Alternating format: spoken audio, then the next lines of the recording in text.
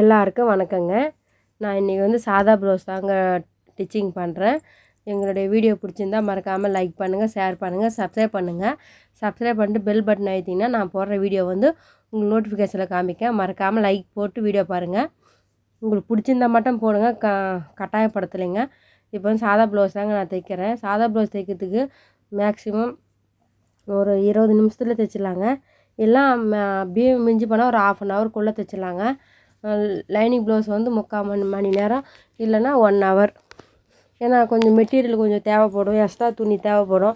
அதெல்லாம் தேடி நம்ம தைக்கிறதுக்கு கொஞ்சம் டைம் ஆகுங்க. மற்றபடி வந்து 1 ஹவருக்குள்ளே லைனிங் ப்ளவுஸ் தைக்கலாங்க. நான் தவிர எனக்கு தெரிஞ்சதெல்லாம் ப்ளவுஸு எந்தமாரி மெட்டீரியல்லாம் நான் தைக்கிறேனோ அதே வீடியோ எடுத்து அப்லோட் பண்ணுறேங்க. மறக்காமல் பாருங்கள். வீடியோ நல்லா தெளிவாக தெரியுதான்னு பாருங்கள். ஏன்னா நானே ஸ்டாண்ட் எடுத்து வச்சுட்டு எடுக்கிறதுனால கொஞ்சம் டல்லாக தெரியுமா என்னான்னு தெரியல. உங்களுக்கு நல்லா தெளிவாக தெரியுதான்னு பாருங்கள். நல்லா தெளிவாக தெரியலனா கூட சொல்லுங்கள், நான் வந்து அடுத்த வாட்டி தைக்கிறேங்க. சரி, ப்ளவுஸ் தைச்சி வீடியோ தாங்க. சரி, நிறைய ப்ளவுஸ் தைக்க வீடியோ அப்லோட் பண்ணிட்டோமே சரின்னு சொல்லிட்டு கம்முன்னு விட்டுட்டு இருந்தேன். சரி, யாருக்குன்னா யூஸ் ஆகலாங்க. ப்ளவுஸ் தைக்கிற வீடியோ பார்க்காதுங்க தான் இந்த வீடியோ பாருங்கள். பார்த்து நீங்களும் கற்றுக்குங்க. ரொம்ப ஈஸி தாங்க ப்ளவுஸ் தைக்கிறது. ப்ளவுஸ் தைக்கிறதுலாம் ரொம்ப கஷ்டம் சொல்கிறாங்களாங்க, அதெல்லாம் இல்லவே இல்லைங்க.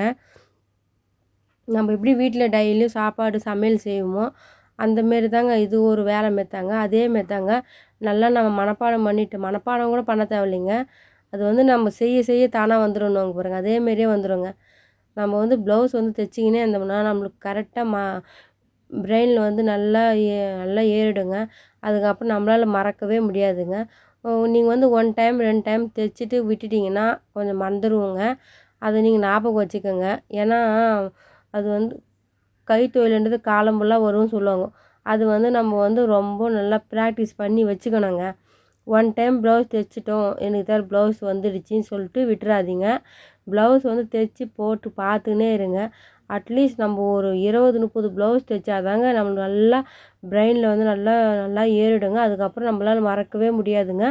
அந்த அளவுக்கு நீங்கள் ப்ளவுஸ் தைக்கிற அளவுக்கு நீங்கள் தைச்சினே இருங்க. ஒரு 30-40 ப்ளவுஸ் தைக்கணுங்க. கண்டினியூவாக ப்ளவுஸ் தைச்சினே இருங்க. நானும் அப்படி தாங்க ஸ்டார்டிங்கில் வந்து நான் ப்ளவுஸ் தைக்கிறதெல்லாம் ரொம்ப கோளாறு பண்ணேங்க. நிறைய பேருக்கு மிஸ்டேக் வந்துருக்குது. சரி, இருந்தாலும் நான் வந்து ஹார்ட் ஒர்க் நான் விடவே இல்லைங்க. எப்படின்னா ப்ளவுஸ் தைச்சி நம்ம கற்றுக்கினே ஆகணும். நம்ம ப்ளவுஸ் வந்து நம்ம தைச்சிக்கணும்னு சொல்லிட்டு எனக்கு விடாமுயற்சி தாங்க.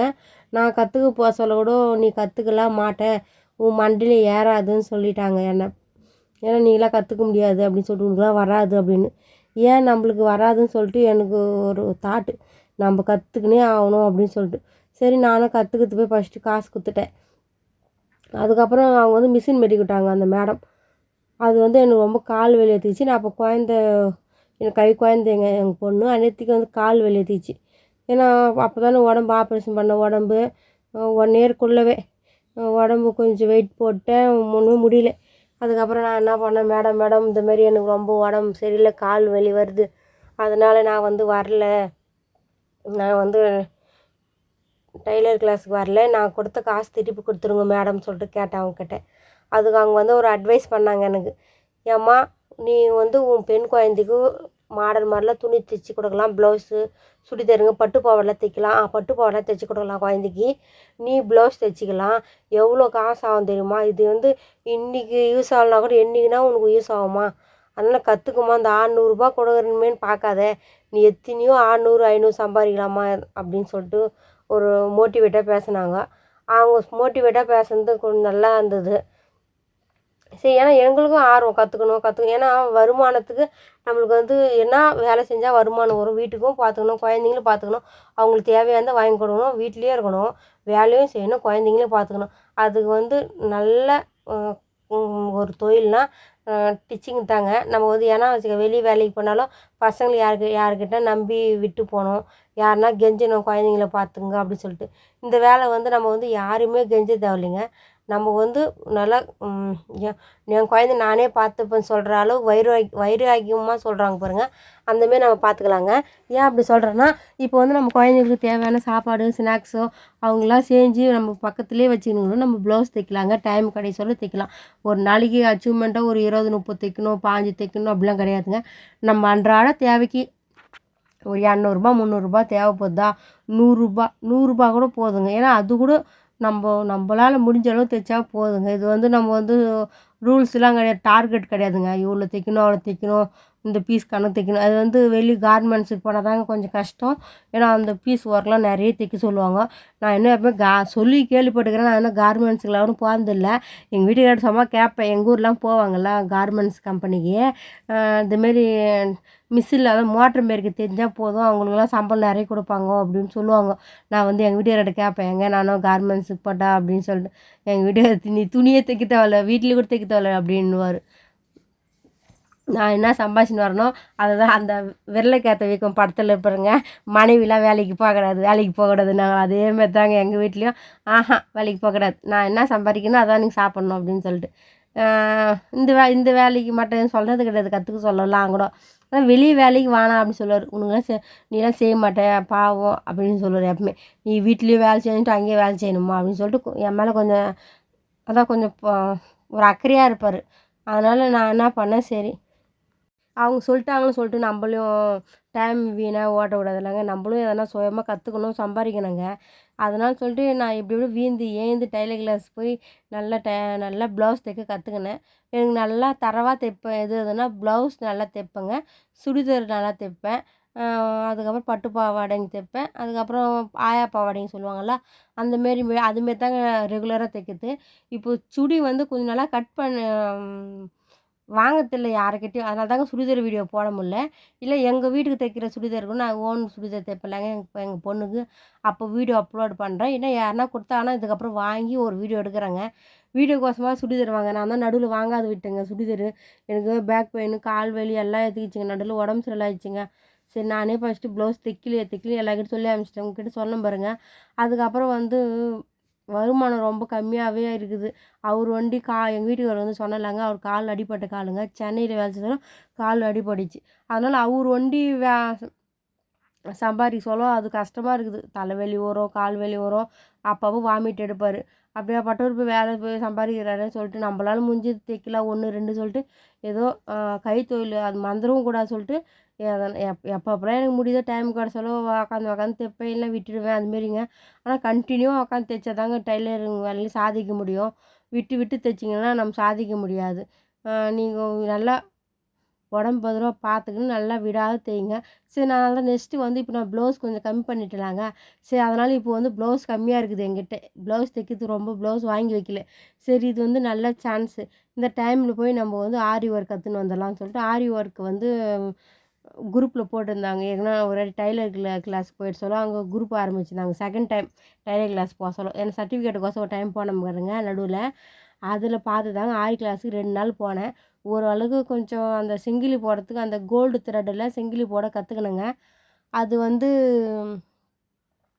அந்த செங்கிலி போட கற்றுக்கின பிறகு டெய்லி ப்ராக்டிஸ் பண்ணிங்கிறேன். அது வந்து நான் வந்து வீடியோ அப்லோட் பண்ணுறேங்க. கொஞ்சம் கொஞ்சமாக நல்லா கற்றுக்கின பிறகு நீங்களும் அதை பார்த்து நல்லா கொஞ்சம் கொஞ்சமாக கற்றுக்கின்னு வாங்க. ஆர்வங்கிறங்க கற்றுங்க. ஆனால் பார்க்க சொல்ல கஷ்டமாக இருந்ததுங்க. எனக்கு ஃபஸ்ட் நாள் புரியவே இல்லைங்க. அந்த ஆரி ஒர்க் அந்த விரல் வந்து ஒரு டிஃப்ரெண்ட்டாக வைக்கிறாங்க பாருங்கள், அது எனக்கு வரவே இல்லை. அந்த அந்த த்ரெட்டே பிடிக்கிறது எனக்கு வாட்டப்படலை. அதுக்கப்புறம் ஒரு நாள் ஃபுல்லாக சரியாக வரல. மறுநாள் நல்லா போட்டேன், அது பரவாயில்ல. அதுமாரி விடாமுயற்சி விஸ்வரூபங்க. இப்போ நான் வந்து பைப்பிங் பண்ணுறதாங்க இந்த கட்டம் பாருங்கள். பைப்பிங்கு, எம்மிங்கு அதெல்லாம் சின்ன சின்ன ஃபஸ்ட்டு நீங்கள் அந்த மெத்தட்லாம் கற்றுக்குங்க. ஃபஸ்ட்டு வந்து நம்ம வந்து டைலர் மிஷினை நல்லா மெரிக்க கற்றுக்கணுங்க. அப்போ தாங்க நம்ம வந்து நல்லா டைலர் மிஸ் மாரி கற்றுக்கின பிறகு தான் ப்ளவுஸ் தைக்க சின்ன சின்னதாக ஃபஸ்ட்டு வந்து பழைய துணி தைக்க கற்றுக்கங்க. அதுவே ப்ராக்டிஸ் பண்ணினே இருக்கணுங்க. ஒரே டைம்லேயே வந்து ப்ளவுஸ் வச்சு தைக்க முடியாதுங்க. ஆனால் நான் வந்து எனக்கு ஸ்டார்டிங்லேயே நான் ப்ளவுஸ் கற்றுக்கினேங்க. அதான் எனக்கு ரொம்ப ஆச்சரியம். நான் அவங்ககிட்ட ஃபஸ்ட்டு எத்தனை சின்ன சின்னதாக கற்றுக்குத்தாங்க என்னென்னவோ குழந்தைங்களுக்கு சின்ன சின்ன ஃப்ராக்கு அது இதுன்னு நான் அதெல்லாம் அப்படியே விட்டுட்டேன். அதெல்லாம் நான் டச்சு ஞாபகம் வச்சுக்கவே இல்லைங்க. நான் ஒன்லி ப்ளவுஸுக்கு மட்டும்தான் போனேன். எனக்கு ப்ளவுஸ் மட்டும் கற்றுக்கினா போதும் அப்படின்னு சொல்லிட்டு. அதெல்லாம் வெற்றிகரமாக கற்றுக்கின்னு ஒரு 2 மாதம் தான் காசு கொடுத்தேன். அதில் நான் 1.5 மாதத்துக்கும் 1 மாதம் தான் போயிருப்பேன். நானும் அடிக்கடி லீவு. நாங்கள் அப்போ பெங்களூரில் இருந்தோம் வாடகை. எங்கள் வீட்டுக்காரர் நாங்கள் வேலை செஞ்சார்.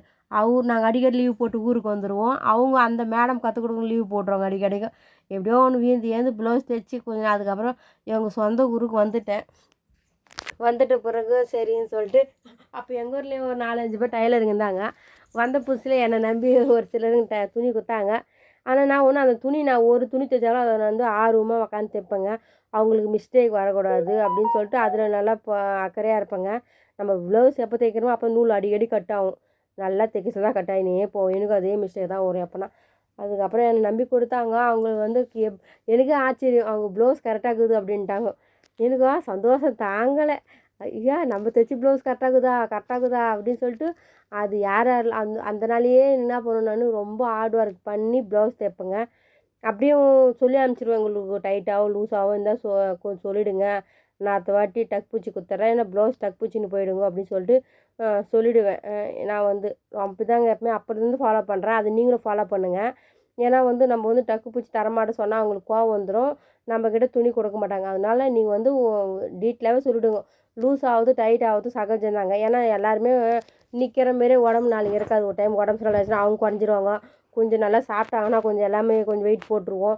அதனால் இது எப்படி வேணால் இருக்கலாம். அதனால் நம்ம என்ன பண்ணலாம், ப்ளவுஸு வந்து உங்களுக்கு டைட் ஆகிடுச்சின்னா ஒரு தையல் பிச்சுக்குங்க அப்படின்னு சொல்லி அனுப்பிச்சிடலாம். லூஸ் ஆகிடுச்சின்னா எடுத்துன்னு வந்து கொடுங்க, நாங்கள் பிச்சு கொடுத்துட்றோம் அப்படின்னு சொல்லிட்டு அந்த அந்த அது மட்டும் நான் அப்போதுலேருந்து ஃபாலோ பண்ணுறேங்க. நீங்களும் அதேமாதிரி ஃபாலோ பண்ணிங்க. ஏன்னா அவங்களுக்கும் நான் இவங்ககிட்ட கொடுத்தோம் லூஸ் ஆனால் பிடிச்சி தரலன்னு சொல்லிட்டு மனக்காசு போடக்கூடாதுங்க. அதனால் நம்ம வந்து எவ்வளோ ஜாய்க்கு தைக்கிறோன்னு கிடையாதுங்க. ஒன்று தைச்சாலும் அது வந்து கரெக்டாக தைச்சி கொடுக்கணும். அதை வந்து நான் ஃபாலோ பண்ணுறேங்க கரெக்டாக எப்பவுமே. ப்ளவுஸ் கூட எனக்கு கூட ஒருத்தர் கேட்டாங்கன்னா மொல்லமாக ஸ்லோவாக வெட்டுறியே அப்படின்னு சொல்லிட்டு இந்த ப்ளவுஸ் தைக்க சொல்லோட பார்த்துட்டு கேட்டாங்கன்னா, இவ்வளோ ஸ்லோவாக தைக்கிறேன், அங்கங்கே ரொம்ப தையல் போடுறேன், நான் அது மாதிரிலாம் போட்டு தைக்க மாட்டேன், டைம் வேஸ்ட் ஆகும் அப்படின்னாங்க. நான் என்னன்னா டைம் வேஸ்ட் ஆனாலும் பரவாயில்ல, நான் பொறுமையாக தான் தைப்பேன். அதுமாரி எம்மிங் கூடங்க நாங்கள் ஒரு ஒரு எம்மிங் ப்ளவுஸுக்கு வந்து தையல் போட்டுட்டு ஒரு ஒரு ஊசி எடுத்து எம்மிங் பண்ணுறலாங்க. அதில் வந்து ஒரு ஒரு இதுக்கும் ஒரு ஒரு முச்சும் போட்டு தான் உந்து முச்சு மாதிரி போட்டு தாங்க எம்மிங் பண்ணுவோம். ஏன்னா அந்த எம்மிங் வந்து நல்லா பிரியாது, இல்லை நல்லா வருங்க. ஒரு டைம் எம்மிங் பண்ணுறது நான் காமிக்கிறேங்க, வீடியோ எடுக்கிறேங்க. இப்போ பாருங்கள் ப்ளவுஸ்லாம் நான் வந்து தைக்கிறது உங்களுக்கு புரியுதான்னு பாருங்கள். உங்களுக்கு எதனா டவுட் இருந்தாலும் கமெண்ட் மூலமாக கேளுங்க. நான் அடுத்த வீடியோவில் உங்களுக்கு தொடர்ந்து அப்லோட் பண்ணுறேங்க. ப்ளவுஸு சமையல் எனக்கு தெரிஞ்சதெல்லாம் நான் அப்லோட் பண்ணுறேங்க எங்கள் வீடியோ. இது பாருங்கள் நான் ப்ளவுஸ் தைச்சி முடிச்சிட்டேங்க. இன்னும் வந்து கை ஜாயின் பண்ணுறதாங்க. கை ஜாயின் பண்ணுறது ரொம்ப ஈஸிங்க. உங்களுக்கு கஷ்டமாக இருந்தால் மார்க் பண்ணிக்கோங்க. இப்போது அதுக்கு அந்த தையல் வந்து நேராக வரமாட்டேங்குது சொல்லுவீங்களாங்க, நீங்கள் என்ன பண்ணலாம், ஸ்கேல் வச்சு கூட நேராக கோடு போட்டுங்க. அக்குள் வைக்கல ஒரு கோடு, அங்கேருந்து இடுப்பு வைக்கல ஒரு கோடு ஸ்கேல் வச்சு போட்டுக்குங்க மார்க்கரில். அதுக்கப்புறம் அது மேலேயே தையல் போட்டு வந்துடுங்க. ரொம்ப ஈஸியாக ப்ளவுஸ் தைச்சி முடிச்சிடலாங்க. இது பாருங்கள் நான் கூட ப்ளவுஸ் தைச்சி முடிச்சிட்டேன். ஒரு பக்கம் ஃபுல்லாக தையல் போட்டேன்னா மேக்ஸிமம் இந்த பக்கம் 3 தையல், அந்த பக்கம் 3 தையலுங்க. வேறு அதுமாரி போட்டுட்டு அதுக்கப்புறம் இடுப்பில் வந்து எவ்வளோ அகலம் எவ்வளோ துணி மீறுதோ அது ஃபுல்லாக இடுப்பில் தையல் இடுப்பில் போட்டுருங்க. அதுதாங்க ஃபினிஷிங் ரெடி ஆகிடுங்க. அதுக்கப்புறம் உக்ஸு வச்சு ப்ளவுஸ் ரெடி ஆகிடுங்க. எங்கள் ஊர்லாம் ஒரு ப்ளவுஸுக்கு வந்து 80 ரூபாங்க. உங்கள் ஊர் சைடில் எவ்வளோன்னு சொல்லுங்கள். டவுனுக்கெல்லாம் 100 150 சொல்கிறாங்க. நான் ஒரு டைம் ஒரு 10 ரூபா தான் ஏற்றலான்னு ஏற்றினேன். அதுக்கே ஒரு சிலர்லாம் ஐயோ 90 அப்படின்னாங்க. சரி அப்பா இவங்ககிட்ட ஏன் நம்ம திட்டு வாங்கணும்னு சொல்லிட்டு நான் ரொம்ப ப்ளவுஸும் தைக்கிறதில்ல. இதில் வேறு நேரத்தில் நம்ம கூலி ஏதன்னு சொல்லிட்டுங்க நான் அதுக்கப்புறம் 80 ஆக்கிட்டேங்க. 80 ரூபாய் போதும்னு சொல்கிறேன். ஏன்னா ரொம்ப நான் வாரத்துக்கு ஒரு 4 தைச்சாவே அதிகம், 3 தைப்பேன். வீட்லேயும் பார்த்துக்கணும், மாட்டையும் பார்த்துக்கணும், கோழி பார்த்துக்கணும், எல்லாத்தையும் பார்த்துக்கணும். அப்படியே கைத்தொழிலும் செஞ்சுனே இருப்பேங்க. நீங்கள் மறக்காமல் எங்கள் வீடியோ பார்த்து நான் தைக்கிற வீடியோ மெத்தேடு உங்களுக்கு பிடிச்சிருந்தா பார்த்து கற்றுக்குன்னு உங்கள் சொந்தக்காரங்க யாருனா இருந்தால் ஷேர் பண்ணுங்கள். இந்தமாரி சரவணன் ஆல் இன் ஒன் சேனலை சப்ஸ்கிரைப் பண்ண சொல்லுங்கள். அதனால் நாங்கள் எவ்வளோ ஹார்ட் ஒர்க் பண்ணி வீடியோ அப்லோட் பண்ணி தான் இருக்கோம். எப்போது நாங்களும் வெற்றி அடைவோம்னு எங்களுக்கு தெரியல. ஆனால் என்றைக்குனா ஒரு நாள் வெற்றி அடையும்னு சொல்லிட்டு நம்பிக்கை மட்டும் இருக்குதுங்க. நம்பிக்கை இருந்தால் போதுங்க, வாழ்க்கையில் ஜெயிச்சிடலாங்க. எங்கள் வீட்டை சொல்லுவார், உனக்கு வாய் இல்லைன்னா அவ்வளோதான் ஒன்று அப்படின்னுவார். ஆமாங்க, ஐயூர குழந்தாங்க பால் குடிக்கும்னு சொல்லுவாங்க எப்போவுமே.